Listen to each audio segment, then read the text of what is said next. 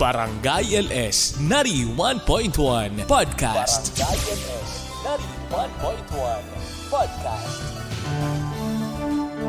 Ang drama ng buhay, ang drama ng barangay. Radyo, nobela.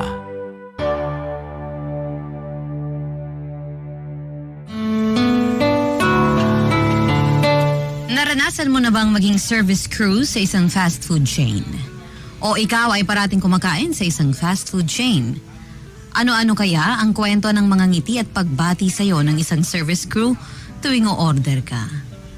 At kapag nagkamali sila ng pagkuha ng order mo, may karapatan ka bang pagalitan at ipahiya sila? O tutulungan mo ba ang isang crew na ipaglaban ang unjust customer? Dear Mama Ganda, nais kong ikwento ang isang karanasan noon na hanggang ngayon ay hindi talaga maalis-alis sa aking isipan. Ako po si Eunice, 25 years old. Ang kwentong ibabahagi ko sa ating mga kapuso at kabarangay ay nangyari noong ako ay naging crew sa isang fast food chain sa mall bilang isang working student when I was in college.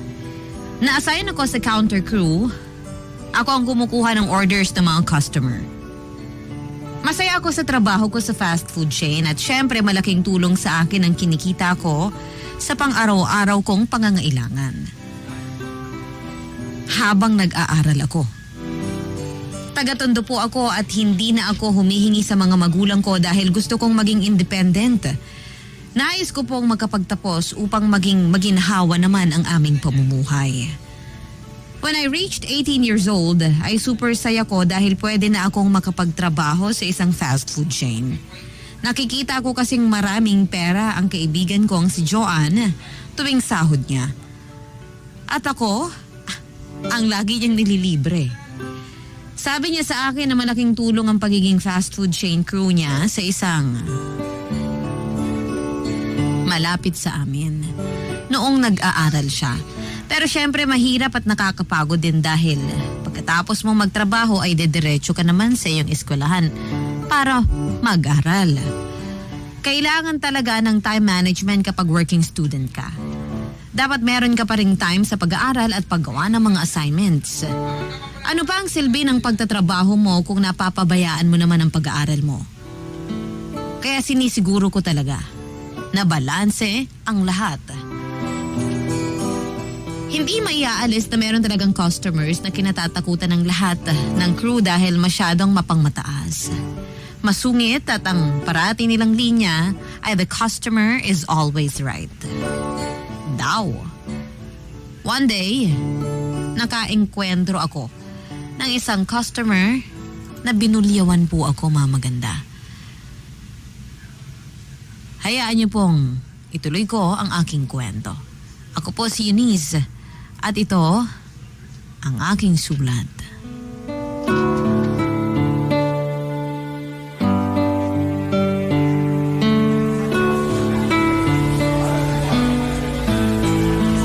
Dito na tayo kumain, Ma, para madali lang at makauwi na tayo ng bahay. Oy, sige. Nag-iinit talaga ang ulo ko dun sa opisina ng agency ng papa mo eh. Pera naman natin yun. Magandang gabi po, ma'am. I'm Eunice. Can I take your order, please? Ano? Ito. Yan. At saka ito rin, ha? At saka ito pa. Alin po dito, ma'am? Ito. I'll repeat your order, ma'am. Ilang minuto ba to? 15 minutes po. Repeat ko lang po yung order nyo. Sige na, huwag mo nang ulitin. Unahin nyo na at gutom na kami. Dito na tayo, Ma. Kumuha ka na ng kutsara at tinidor natin, Jeffrey. Opo. Ito na pong order niyo. Asan yung isang in-order ko? Eh, hindi ito yung in-order ko. Ito po yung nakalagay. Tatanungin ko po sa counter. Ay, wag na. Ako na lang ang pupunta. Sige po, sir. Serve na lang po in 15 minutes. Salamat po. Ano ka ba? Bakit mali ang pagkain dumating sa amin? Po? Bakit mali itong pagkain na sinerve? Ma'am, sorry po, pero... Anong sorry? Anong pero? Ano ba pangalan mo? Eunice po. Ang tanga mo. Yan pong sinerve sa inyo yung mga tinuro nyo kanina. So ako pa ang nagkamali ngayon? Hindi naman po sa ganon. Nasaan ba yung manager mo? Tawagin mo kay manager mo? Bakit ba may nagtatrabaho ditong tatanga-tanga? Pasensya na po. Mali lang po siguro ako ng dinig kanina. Ma'am, kukunin na lang po namin ulit yung order ninyo. Ma, hayaan niyo na po. Hindi pwede. Kaya nga dito tayo kumain para mas mabilis. Tapos ngayon maghihintay ulit tayo? Ihira naman, oo. Ma'am, 15 minutes lang naman po. May siserve din po sa inyo. Pasensya na po talaga. Yun naman pala, Mama. Sige na. Uminaw na kayo. Meron namang pagkain na ihain na iba. Yun na lang muna kainin natin. Ay hindi. Tawagin mo yung manager. Tatanga-tanga tong mga empleyado ninyo Dapat sa inyo tanggalin dito. Ay, huwag mo nga ako maiyak-iyakan dyan, ha? Parang gusto mo pang pagmukain na masama ako. Tama naman na magreklamo ako, Customers always right. Ma, tama na. Jeffrey, kasalanan to ng tatanga-tangang crew na to. Eunice, okay ka lang? Joanne.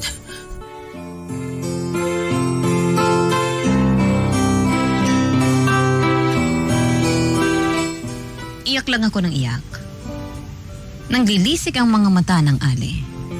Ang hirap pala na baka kung sagutin ko siya ng sagutin ay may mabitawan akong masamang salita. Lalo na kung ikasasama ako. Dahil kadalasan kapag sumagot po ang crew, kahit may katwiran, talaga pong mapapasama kami. Mabuti at nandoon ang kaibigan kong si John. Nagkaroon ako ng trauma tuwing may matandang babaeng kukuha ng order sa akin. Kahit nasa bahay na ako, ay parati kong naririnig ang pambubulyaw sa akin ng matandang babae na yon. Kaya nung mga panahon na yon, mga maganda, napalipat ako sa kitchen department.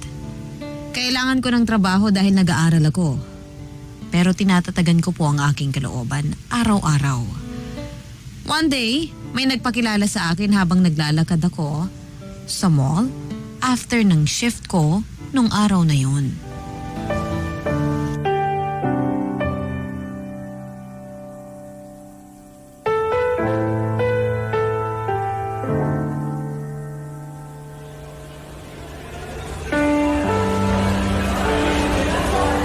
Hi. Ako ba? Oo, ikaw. Naalala mo ba ako? Ikaw yung... Kasama ko ang mama ko that night. Sorry talaga. Ako na ang humingi ng sorry for my mama. Nako, hayaan mo na yon. Tapos na yon. Matagal na kitang gustong puntahan para humingi ng sorry. Okay na po yun, sir. Jeffrey pala. Eunice? Naka-school uniform ka. Papasok ka pa? Opo, working student, sir. Sipag mo rin Jeffrey na lang itawag mo. Sige po, Jeffrey. Siyempre, kailangan Kapag anak ka ng mahirap, kakabit talaga ang pagsusumikap sa buhay. Saludo ako sa'yo at sa patience mo sa mama ko that night. Wala na yon, kinalimutan ko na. Pero bakit di na kita nakikita sa counter? Nagpalipat po ako sa kitchen. Ako, mas mahirap dun. Okay naman, sa totoo lang. Na-trauma ako sa nangyari pero okay na lahat, nakapag-move on na ako. Inaalala ko ngayon, may trabaho pa rin ako para mapagpatuloy ko yung pag-aaral ko. Yun nga ang iniisip ko. Teka, gusto mo ba ihatid na kita sa school mo? Pambawi dun sa ginawa ni mama. Naku, wag na lang. Kaya ko naman pong mag-jeep. Sige na, wag mo na akong tanggihan. Paalis na rin ako ng mall. May binili lang ako. Nakakahiya naman po. Sige na, please. I will not harm you. Hindi naman siguro ako mukhang mananakit. Hindi naman po. Yun naman pala Ihatid na kita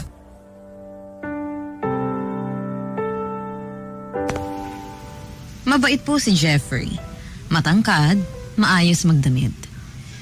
Hindi gwapo pero malinis sa katawan. Ano ba? Tinitingnan ko siya paminsan-minsan, mga maganda.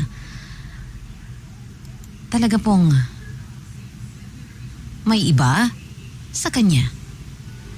Ibang-iba po siya at hindi katulad ng kanyang mama. Ano Ano bang kinukuha mong kurso? HRM. Tama din naman na training ground mo ang pagiging fast food chain crew. Oo nga. Gusto mo sa future mag-work sa hotel? Mga ganon? Opo, pangarap ko yon. That's good. Dapat talaga may pangarap tayo sa buhay.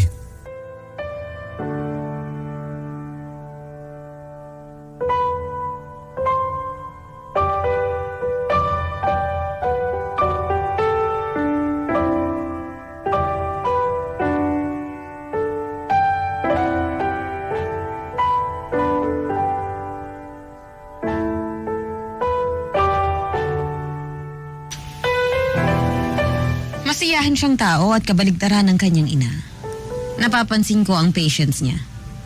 Sinabi niya sa akin na ganoon talaga ang mama niya. Sa papa daw siya nagmana dahil kalmado ito at hindi pa dalos-dalos ng pagbitiw ng mga salita. Sa ginawa pong iyon ni Jeffrey sa akin, na-appreciate ko po ang paghingi niya ng paumanhin in behalf ng kanyang nanay. At kahit paano, Mama Ganda, nakatulong ito sa akin dahil dito nare-realize ko na hindi ako tanga. Sadyang may mga tao lang talaga na katulad ng mama ni Jeffrey. Barangay LS 91.1 Si Mama Ganda sa Radyo Nobela.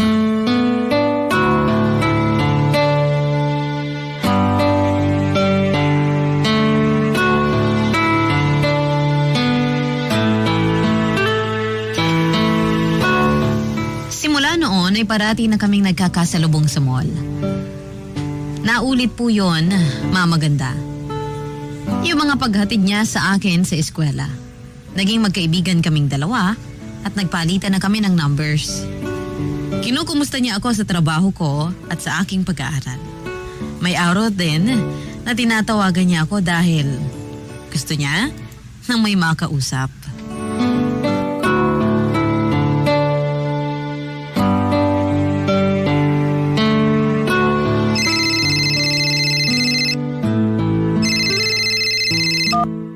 Hello, Jeffrey? Tulog ka na? Hindi pa. Baka naaabala kita. Hindi naman. Wala kaming pasok kanina kaya nakauwi ako na maaga. Nakapagpahinga na ako. So, pwede ka pang lumabas? Pwede. 8 p.m. pa lang naman. Ayos! Samahan mo ako ah. Sunduin kita dyan. Saan tayo pupunta? Basta! See you! Baka makita ko mama mo ha. Wala si mama. Basta, susunduin na lang kita dyan. Sige. See you later!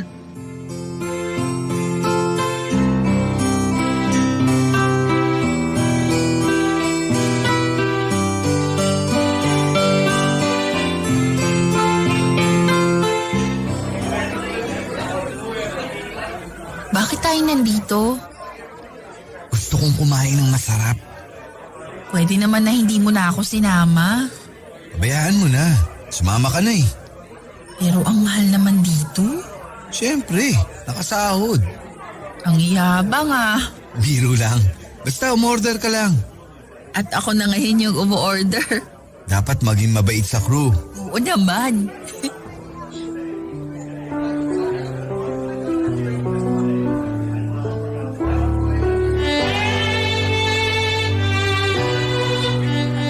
Ang ganda naman ng tugtog. Nakaka-inlove. Oo nga no. Lalo na kapag kaharap ka. Ano? Gusto kita. Nung una pa lang kitang makita.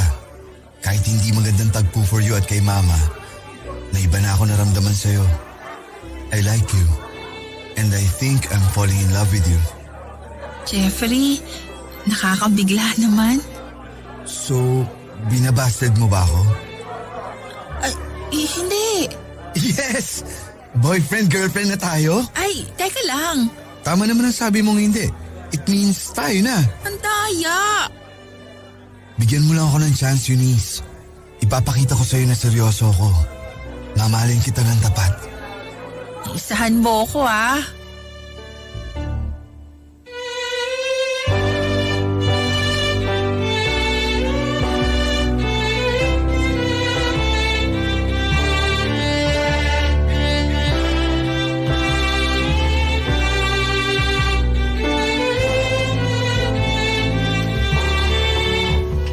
Naging kami nga pong dalawa ni Jeffrey. Masaya ko dahil napakabait ni Jeffrey. Ang inaalala lamang namin, kung malaman ito ng mama niya na ako ang kanyang karelasyon, baka mas matindi pa sa bulyaw niya sa akin noon ang gawin niya sa pagkakataon na aminin na namin ang sa amin ni Jeffrey. Lahat ng kapatid niya ay may mga pamilya na.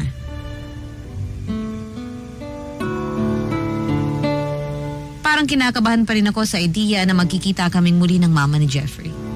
Ang trauma ko bumabalik kapag naaalala ko ang nangyari.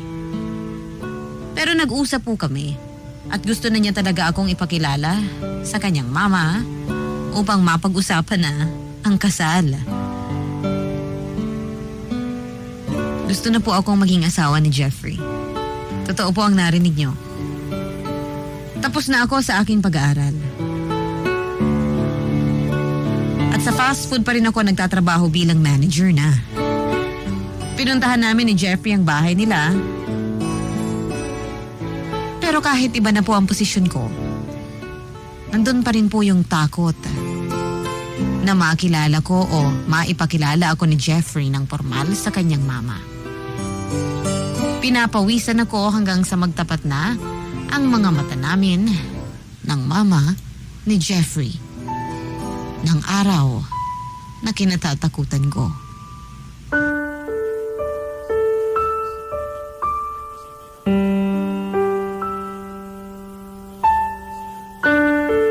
Ma, si Eunice, girlfriend ko. Good afternoon po. Teka, parang naaalala kita. Parang nakita na kita. Ma, hindi ba bagay kaming dalawa? Tigilan mo nga ako, Jeffrey. Ano, magpapakasal na kayo? Ngayon ka lang nagdala ng babae dito sa bahay at pinakilala mo pa talagang girlfriend? Magsasarili ka na ba at iiwan mo na ako? Hindi kita iiwan. O pero magpapakasal ka na nga. Yun nga po, Ma. Gusto ko po sanang ipaalam sa inyo na magpapakasal na kami. Oh, wait lang. Alam ko nakilala na kita somewhere eh. What's your name again? Eunice po, tita. Tama ako. Jeffrey, Ha? bakit siya, ha, Jeffrey? Mama naman. Ikaw yung sa fast food chain eh, hindi ba? Ma, mahal ko si Eunice. Nakakatawa. Ano to, Jeffrey? Opo, ako nga po yung counter crew sa fast food chain. Iniinis mo ba ako? Iniinis niyo ba ako? Mama, nagmamahalan kami. Kailan pa? 2 taon na po mahigit. Ayoko. Hindi ko siya matatanggap. Ma, ano na naman to? Han, huwag kang umiyak. Parang nagbalik yung nangyari nung gabing yun. Alam mo, ganyan-ganyan din yung arte mo nung gabing yun eh. Tumigil ka sa kaiiyak mo, ha? Ma, nandito ako. Nandito kami para maging maayos ang lahat. This is so disappointing. Ikaw itong disappointing, Jeffrey. Sa dami-dami ng babae, bakit yan pa? What's wrong with her? Basta. Sa simula pa lang hindi ko na gusto ang babaeng yan. Kukuha lang ng order hindi pa makakuha ng tamang order. Tatanga-tanga. Sa ayaw at sa gusto niyo, Ma, pakakasalan ko si Eunice. At dito siya titira sa bahay na to. Doon na lang ako titira sa ate mo. Ma, you're acting like a child. Ayoko siyang makasama. Ma, please, don't make this hard for us.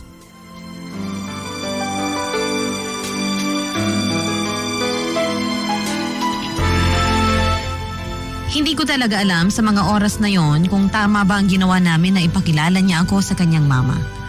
Pero kung hindi, kailan nga ba? Sa mga oras na yon, ang alam ko wala nang atrasan talaga. Handa na akong maging biyanan. Ang customer kong dating nabulyawan ako. At nagbigay sa akin ng trauma.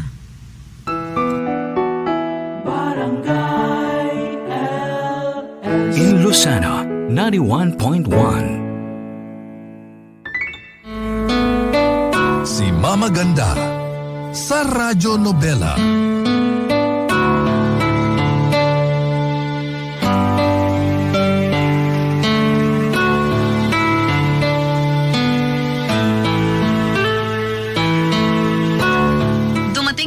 araw na kinasal kaming dalawa ni Jeffrey, ramdam ko pa rin na hindi ako tanggap ng kanyang ina. Pero si Jeffrey, siniguro naman na ako ang gusto niyang makasama habang buhay, kahit anong mangyari. Siguro ay ma-pride lang talaga ang kanyang ina, dala marahil sa kinalakhan niya noon. Sabi sa akin ni Jeffrey na magbabago din ang tingin sa akin ni Mama kapag nabigyan na namin siya ng apo.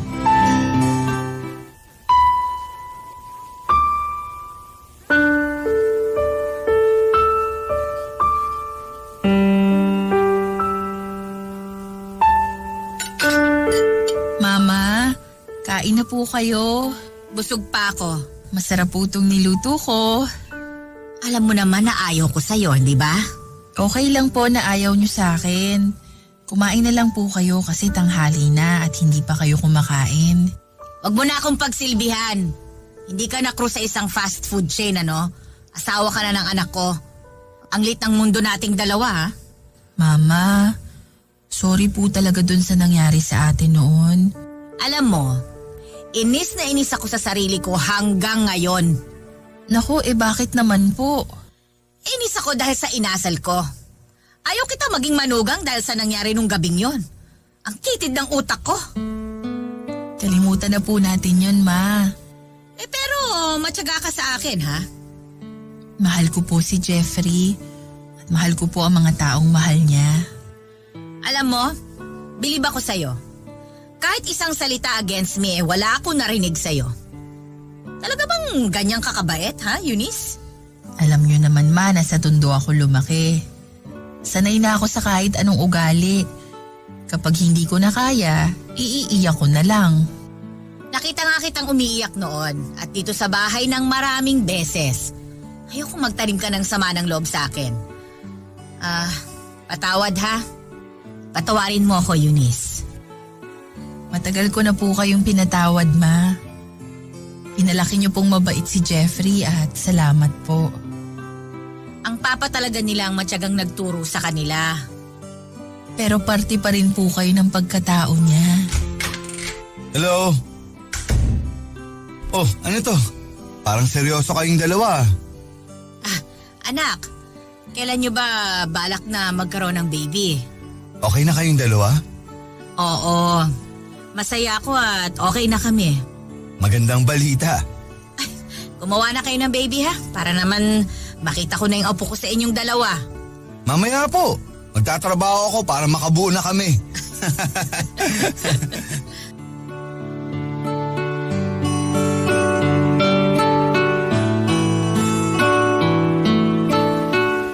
Sana po may nakuhang aral ang ating mga kabarangay sa aming kwento.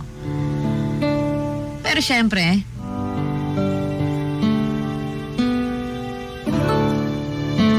alam ko po na marami sa ating mga kabarangay na dumanas ng ganitong karanasan. Tulad ng akin, nung nagtatrabaho pa ako sa isang fast food. Napakasarap po pala sa pakiramdam. Na yung dati mong kinasamaan ng loob at nagbigay sa'yo ng trauma, ay kapalagayan mo na ng loob ngayon. Isa sa pinakamasayang araw sa aming pagsasama ni Jeffrey, ang araw na yon. Dahil sa tinagal-tagal po ng panahon, ay sa wakas, lumambot din ang puso ni Mama Caridad. Naging maginhawa na ang relasyon namin. At isang malaking balita at blessing sa amin. Ang magbuntis nga po ako the following few months. Binabantayan ako ni Mama habang dinadala ko ang apo niya. I gave birth to a healthy baby boy. At binigyan namin siya ng pangalang Ernesto Jr. Ipinangalan po namin sa ama ni Jeffrey. Ay, ang gwapo ng apo ko. Ang dami mong ninong at ninang, ha? Siyempre, yung mga katrabaho ko at katrabaho ni Eunice sa fast food chain dati. At para hindi magastos, doon na tayo kakain sa dati kong pinagtatrabahuhan. Ahoy, pwede rin. Kaya naman pala hindi kayo naghanda. Less hassle na rin na doon na pakainin ng mga bisita, ma. Oo, tama nga naman. Joanne, hello!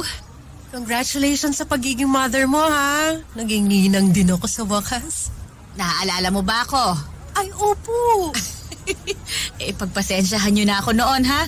Sa totoo lang, galing kasi ako sa agency ng dati kong asawa para sa pension niya. Mainit ang ulo ko nung araw na yun eh. Kayong napagbuntunan ko ng init ng ulo ko. Kaya pala. Pero ang importante, may junior na si Papa. Masaya ako na naging okay naman tayo. Hindi ko akalain na magiging parte talaga ako ng pamilya ninyo. O tayo na. Punta na tayo sa fast food chain. Tanghali na. Gutom na rin ako.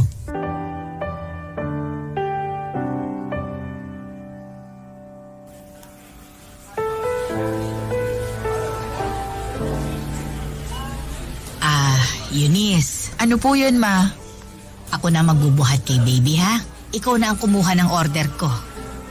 Ano pong gusto ninyo, ma? Ito at saka ito. Sige po. Eunice, Ma? salamat, ha?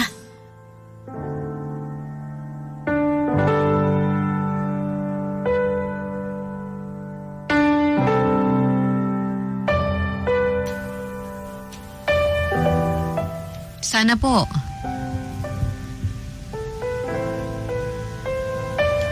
Nagbigay kami ng aral sa ating mga kabarangay.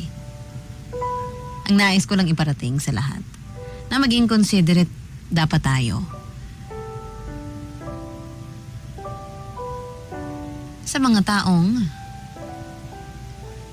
nakakasalamuhan natin.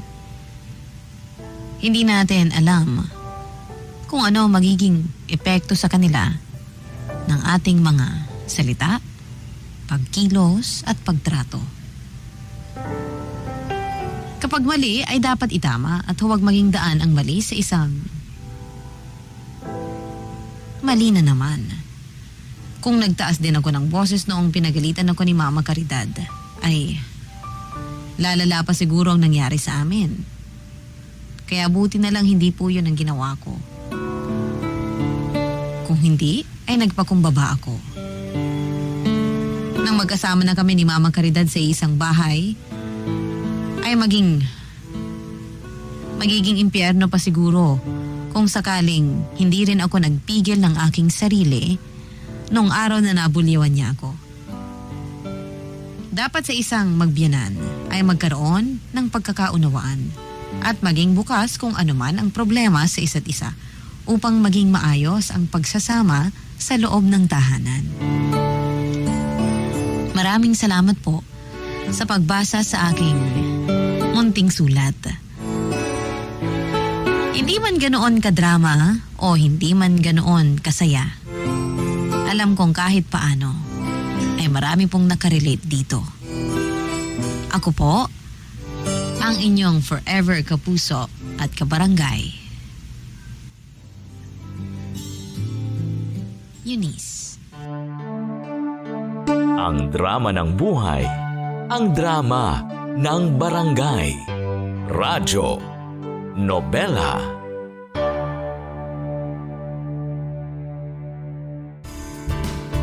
Hello mga kabarangay! Nagustuhan mo ba ang itinampok na kwento natin ngayon? Huwag kakalimutan na i-follow ang Barangay LS Nari 1.1 Podcast at ang iba pa naming social media accounts. Huwag din kakalimutan ang pakikinig sa Barangay LS Nari 1.1 Forever!